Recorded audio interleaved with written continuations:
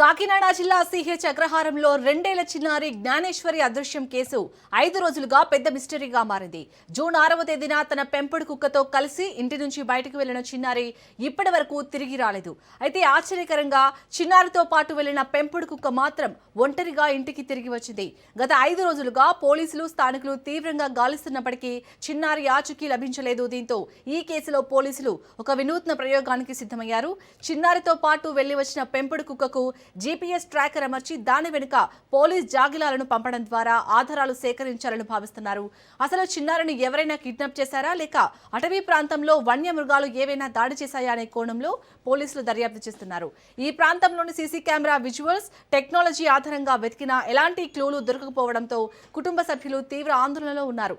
నన్ను నా కూతురి దగ్గరికి తీసుకెళ్లండి అంటూ ఆ పెంపుడు కుక్కను పట్టుకొని చిన్నారి తల్లి భవానీ రోధిస్తున్న దృశ్యాలు అక్కడ స్థానికులను కంటతడి పెట్టిస్తున్నాయి.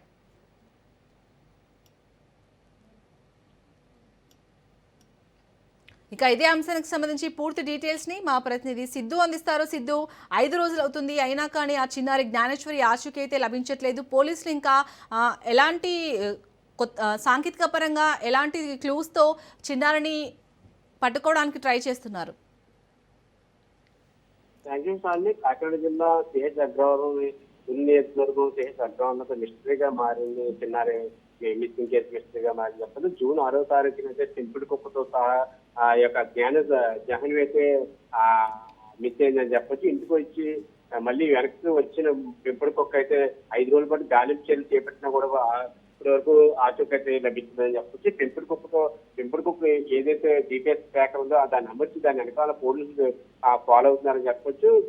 అయితే ఎవరైనా కిడ్నాప్ చేశారన్న జంతువులు ఏమైనా దాడి చేశారనే కోణంలో కూడా విచారణ అయితే దర్యాప్తు చేస్తున్నారని చెప్పొచ్చు. సీసీ కెమెరా టెక్నాలజీ ఆధారంగా గాలింపు చర్యలు చేపట్టినా కూడా ఇప్పటి వరకు ఒక ఆధారం కూడా దొరకలేదు. అయితే పెంపుడు కుక్క అదే ఏదైతే ఆ రోజు శనివారం సాయంత్రం వచ్చిందో శనివారం సాయంత్రంతో పాటు నిన్న రాత్రి కూడా వచ్చింది. ఆ రాత్రి కూడా సంబంధించి ఈ పెంపుడు కుక్క చిన్న చిన్న గాయాలైనాయని కూడా చెప్పొచ్చు. ఎందుకంటే ఈ అడవిలోకి వెళ్ళిన ఈ కొండ మీద వెళ్ళిన ప్రాంతంలో చుట్టుపక్కల పామాల తోట 49 ఎకరాల్లో కూడా ఈ పెంపుడు కుక్క తిరిగిందా లేకపోతే ఎక్కడికైనా ఇల్లు వచ్చిందా అనే కోణంలో కూడా దాన్ని టెక్నాలజీ ప్రకారం కూడా కుక్కను ఫాలో అవుతున్నారు పోలీసులు. డ్రోన్ సహాయంతో కూడా వెతికే పనిలో కూడా చేసినా కూడా ఎటువంటి ప్రయోజనం లేకుండా పోయింది.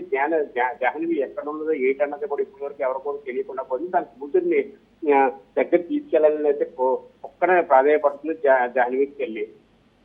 Right, thank you Siddhu.